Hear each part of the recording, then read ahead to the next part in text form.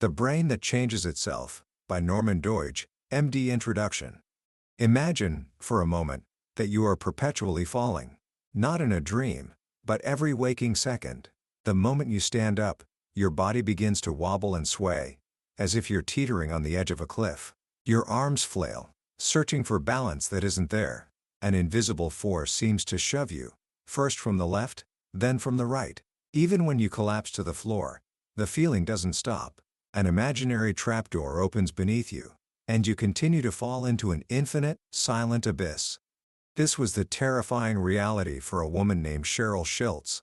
For 5 long years, her world was a dizzying, chaotic nightmare. Her balance system, the part of her inner ear that tells her which way is up, had been destroyed by a hospital antibiotic. Doctors told her the damage was permanent. Her case was hopeless. For 400 years, science had a name for this kind of hopelessness. It was the doctrine of the unchanging brain. The common wisdom, taught in every medical school, was that the brain was like a magnificent, intricate machine. Once it was built in childhood, its wiring was fixed. If a part was damaged, it could never be repaired. If you were born with a limitation, you were stuck with it for life. The brain, they believed, could not change. But what if this central pillar of science was wrong?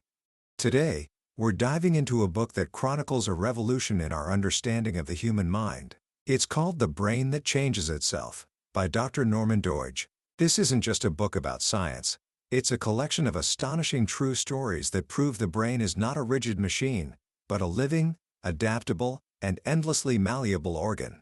By the end of our journey today, you will understand the most important discovery about the human brain in the last 400 years, a property called neuroplasticity. You will learn that your thoughts, habits, and actions are not just products of your brain. They are the tools that are constantly shaping it. You'll meet the renegade scientists who fought against established dogma, and the courageous patients, like Cheryl, who were told their conditions were incurable, only to find their way back to a full life by rewiring their own minds. This knowledge will change the way you think about learning, habits, healing, and the incredible potential that lies dormant within your own head. So, what happened to the woman who is perpetually falling? Her story is where our journey begins, and it opens the door to a world of human possibility we are only now beginning to explore. Book summary. For 4 centuries, our understanding of the brain was dominated by a powerful and ultimately limiting idea. We believed the brain was like a complex machine, with each part having a specific, unchangeable function. If the part of your brain that processed vision was damaged, you went blind.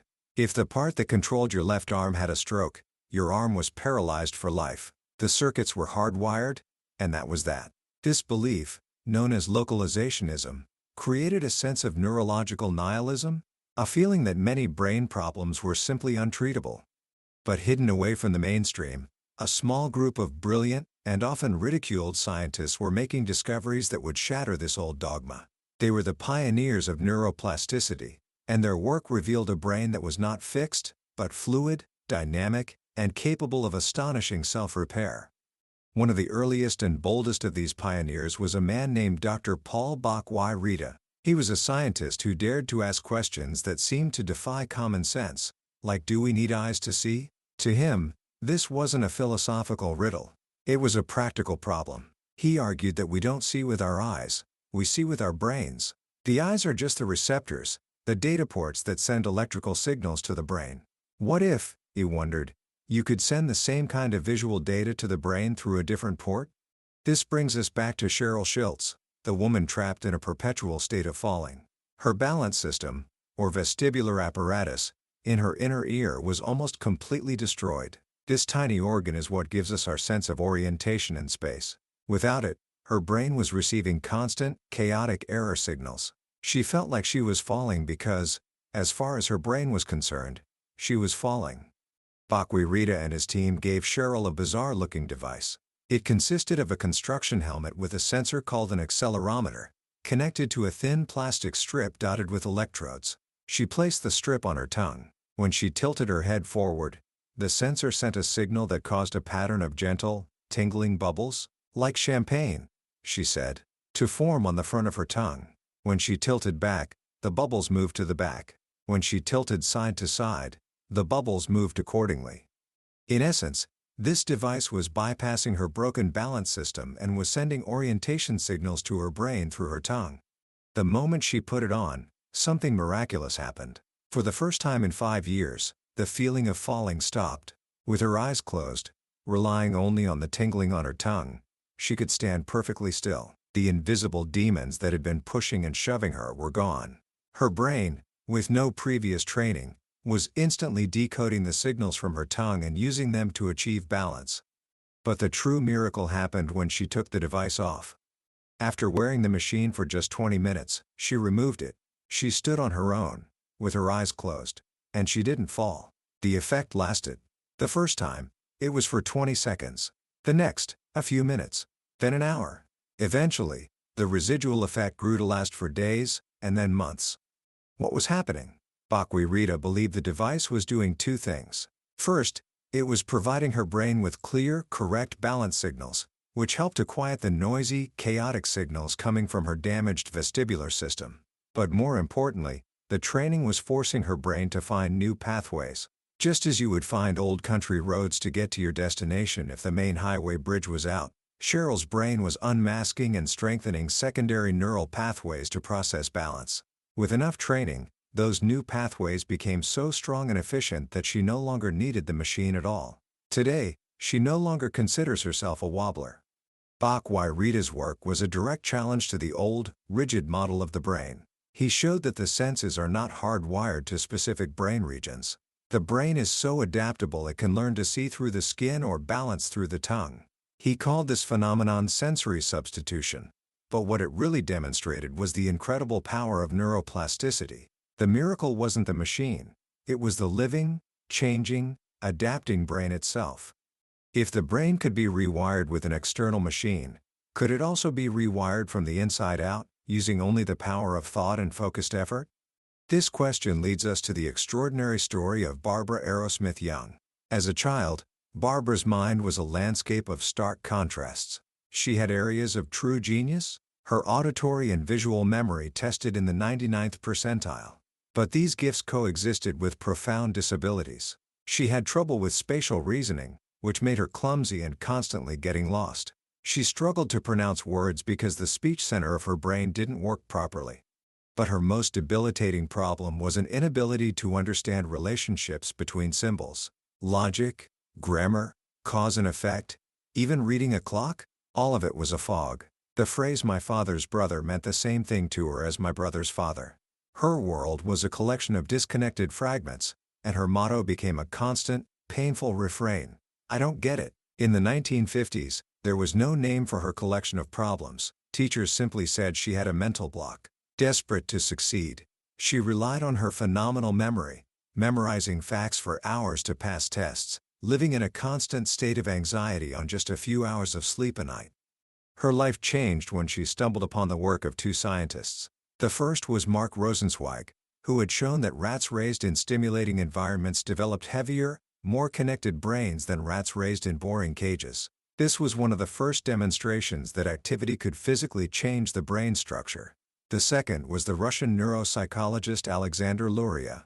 In Luria's work, she read the story of a soldier named Zazetsky, who had suffered a bullet wound to the head that damaged the exact part of the brain where different perceptions are integrated. Zazetsky wrote in his diary, "I knew what the words mother and daughter meant but not the expression mother's daughter." Reading his words, Barbara thought, "He is describing my life." For the first time, she understood that her deficit had an address in the brain. But Luria offered no cure. Feeling more hopeless than ever, she contemplated suicide. It was then that she made a revolutionary connection. If Rosenzweig was right that the brain could be changed through stimulation, and Luria was right about where her specific problem was located, then perhaps she could design exercises to target and strengthen that weakened part of her brain. Instead of compensating for her weakness, the standard approach at the time, she decided to attack it directly. She created hundreds of cards with pictures of clock faces, showing different, increasingly complex times. She couldn't understand the relationship between the hands, so she forced herself to practice, hour after hour, day after day. She would try to tell the time, then check the answer on the back. It was grueling, exhausting work. But after weeks of this intense, targeted practice, something began to shift. Not only could she read clocks with lightning speed, but her other problems began to melt away. For the first time, she could grasp grammar, understand logic, and follow a conversation in real time. The fog was lifting. Spurred on by this success, she designed exercises for all her other disabilities and, one by one, brought them up to a normal level. Barbara Arrowsmith Young didn't just compensate for her deficits, she healed them. She built herself a better brain. Today, she runs the Arrowsmith School, where she uses these principles to help children with learning disabilities do the same. The children don't just work around their problems, they do targeted brain exercises that strengthen the underlying weak cognitive functions. Children who couldn't read a clock now solve 10-handed clocks in seconds. Children with poor handwriting trace complex patterns to stimulate the motor part of their brain, which improves not just their writing but their speaking and reading fluency as well. Barbara's work shows that the idea of the brain as a muscle that grows with exercise is not just a metaphor, it's a physiological reality. With focused effort, we can target specific weaknesses and physically change our brain structure to overcome them. The stories of Cheryl and Barbara are inspiring, but they beg a deeper question. How exactly does the brain change? What is happening at the microscopic level? To answer this, we turn to Dr. Michael Merzenich, a man described as the world's leading researcher on brain plasticity. Merzenich is the scientist who literally mapped the changing brain. In the mid-20th century, neurosurgeons like Wilder Penfield had created the first maps of the brain. By electrically stimulating the brain of conscious patients during surgery, he discovered that specific parts of the body corresponded to specific points on the brain surface. There was a map for the hand next to the map for the arm, and so on. These maps, it was assumed, were universal and fixed from birth. Merzenich, using a much more precise technique called micromapping, discovered this was completely wrong. In a series of brilliant and simple experiments, he proved that our brain maps are dynamic and constantly changing in response to our experiences. In one landmark experiment, he carefully mapped the hand area in a monkey's brain. Then, he amputated the monkey's middle finger. After a few months, he mapped the brain again. The area that had once processed signals from the middle finger was not silent. It had been completely taken over by the maps for the adjacent fingers, the index and ring fingers. This revealed two fundamental laws of brain plasticity. The first is use it or lose it. Brain real estate is precious.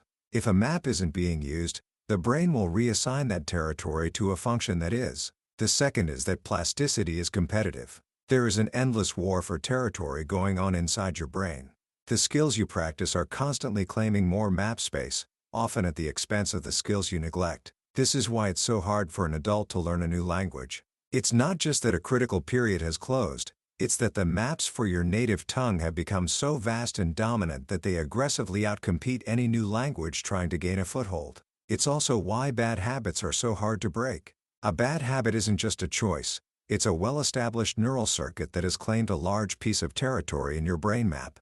In another ingenious experiment, Merzenich temporarily sewed two of a monkey's fingers together, so they were always moving and feeling things at the same time. When he mapped the brain again, he found that the once separate maps for those two fingers had merged into a single, large map.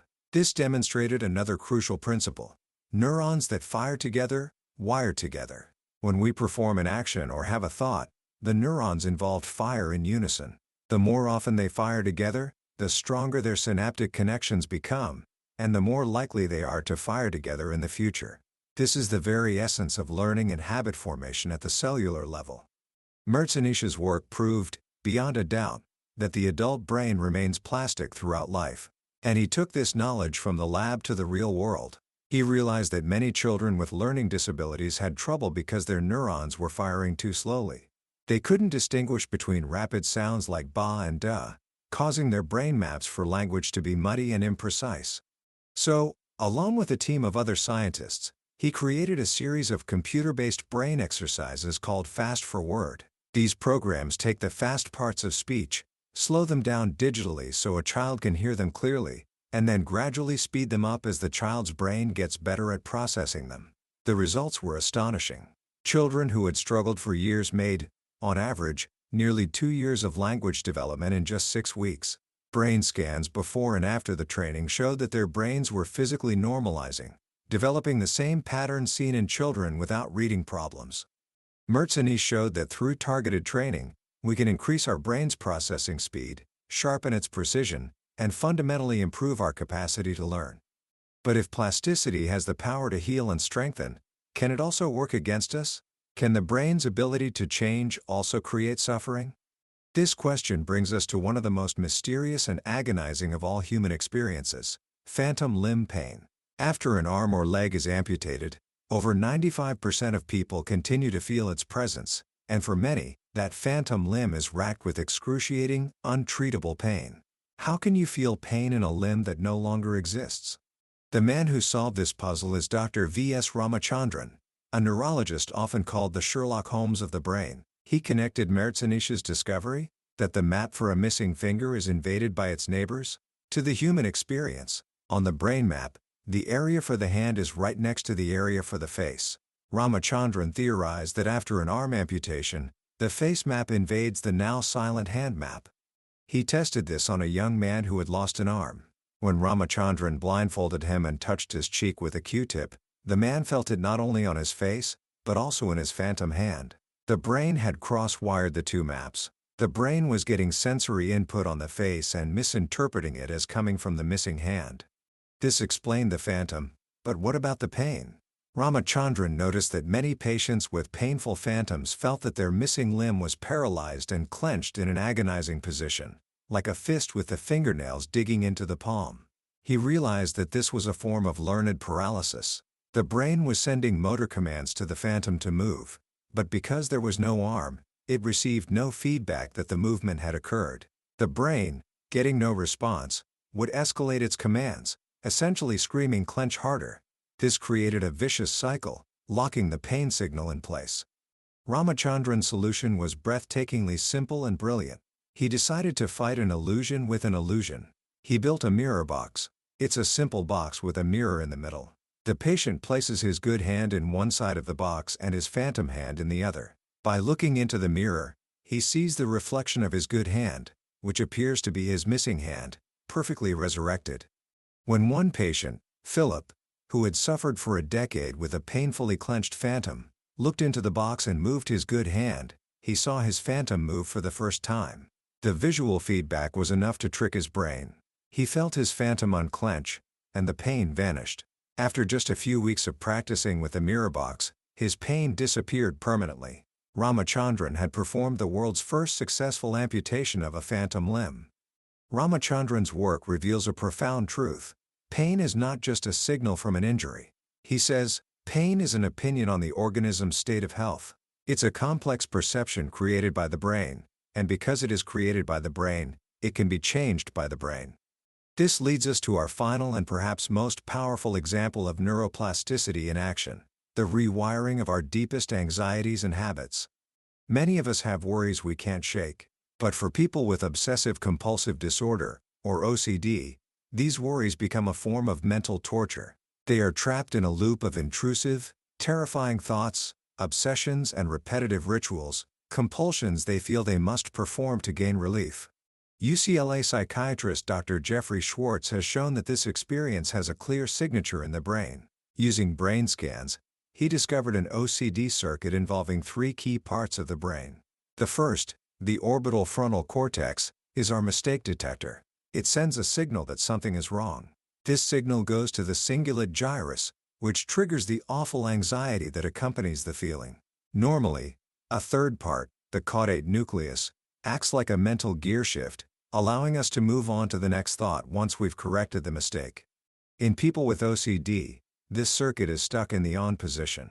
The mistake detector is hypersensitive, the anxiety center is on fire, and the gear shift is stuck. Schwartz calls this brain lock. Even after they've checked the stove 100 times, the "something is wrong" signal keeps firing, and they are trapped. Schwartz developed a 4-step therapy based on a simple but powerful idea: you can use your mind to change your brain. He teaches patients to use their conscious, focused attention to manually override the faulty circuit and create a new, healthy one. The first step is to relabel the thought. Instead of thinking "my hands are contaminated," the patient learns to say, "I'm having an obsessive thought." This separates the person from the content of the obsession. The second step is to reattribute it to its true cause. This is not a real threat. This is my OCD, a medical condition caused by a faulty brain circuit. The third and most crucial step is to refocus. The moment the obsessive thought hits, the patient must immediately shift their attention to a new, wholesome, and preferably enjoyable activity for at least 15 minutes. This could be gardening, playing music, or talking to a friend. This step is the manual gear shift. It is incredibly difficult at first, because the urge to perform the compulsion is overwhelming. But every time the patient resists that urge and refocuses, they are doing two things. They are weakening the old, pathological OCD circuit, use it or lose it, and they are strengthening a new, healthy circuit, neurons that fire together, wire together. The final step, revalue, happens naturally over time, as the patient comes to see the obsessions for what they are: meaningless, false alarms generated by a faulty brain. Schwartz proved his method works by taking brain scans of his patients before and after treatment. The after scans showed that the hyperactive OCD circuit had normalized. They had used nothing but their own focused minds to physically change their brains and free themselves from their mental prison. From sensory substitution to targeted exercises, from competitive plasticity to phantom limbs and brain lock, the stories in the brain that changes itself all point to the same revolutionary conclusion. The brain is not an inanimate object, but a living, dynamic organ, one that is constantly changing in response to our experiences and our thoughts. We are not merely the products of our brains. We are their architects. Commentary. As we come to the end of our exploration of the brain that changes itself, it's worth pausing to reflect on the sheer magnitude of the shift this book represents. For centuries, we saw ourselves as fundamentally fixed. We were handed a brain at birth, and whatever its strengths and weaknesses, we were told that was the hand we had to play for the rest of our lives. This book, more than any other, demolishes that belief. It replaces the image of the brain as a rigid machine with the image of a living, evolving landscape, a landscape that we ourselves can shape. What I find most profound about this is that it returns a sense of agency and hope to the human story. The discovery of neuroplasticity is not just a scientific breakthrough. It's a philosophical one. It tells us that change is always possible.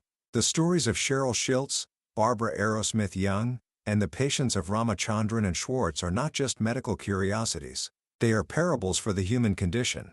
They show us that with the right tools, whether it's a machine that speaks to our tongue, a targeted mental exercise, or the power of focused attention, we can overcome limitations that once seemed insurmountable. For a young person standing at the beginning of their adult life, this is perhaps the most empowering message you could ever receive. Your brain is at its most plastic, its most malleable, right now. The habits you are building, the skills you are learning, the thoughts you are cultivating, they are not just fleeting activities. They are actively, physically sculpting the person you are becoming. The principle of use it or lose it is happening inside your head every single day. The neural pathways you strengthen through practice and attention will become the superhighways of your mind, while the ones you neglect will fade away. This can seem like a lot of pressure, but I see it as an incredible opportunity. It means you have the power to consciously build the brain you want. So, how can you apply this today? Let me offer just a couple of simple actions. First, embrace new and challenging learning. Pick up that guitar you've always wanted to play, download an app to learn a new language, or dive into a subject that truly fascinates you. As Dr. Kuronsky, the 90-year-old doctor in the book showed, a life of continuous learning is a life of continuous brain rejuvenation. The feeling of effort, of struggle, is not a sign of failure. It is the feeling of neuroplastic change. It is the feeling of your brain building new pathways. Second, practice the art of refocusing. The next time you find yourself stuck in a loop of negative thought, worrying about a test, replaying an awkward social interaction, or being hard on yourself, try Jeffrey Schwartz's technique. Relabel the thought for what it is, just a thought, a signal from a brain circuit. And then, actively refocus your attention on something else that is positive and requires concentration. Don't fight the thought, just change the channel. By doing this, you are practicing the fundamental skill of a brain architect, choosing which circuits to strengthen and which to let wither. That was a summary of The Brain That Changes Itself by Norman Doidge. We've explored some incredible territory today, but I'll be honest with you, a summary can only ever be a map. The real treasure is found when you make the journey yourself. The true magic of this book lies in the details of the stories and the quiet moments of reflection they inspire. This summary is designed to help you decide if this book is worth your time. If anything we've talked about today has sparked your curiosity or given you a sense of hope, I encourage you to grab a copy. Reading it isn't just about learning facts, it's an experience that can genuinely change the way you see yourself and the limitless potential of your own mind. The link to the book is in the description. Also, if you found this summary valuable and want to continue exploring life-changing ideas, please take a moment to hit that like button and subscribe to our channel, Billionaire's Bookshelf. That way, you won't miss our next journey into another incredible book. Let's keep learning and growing together.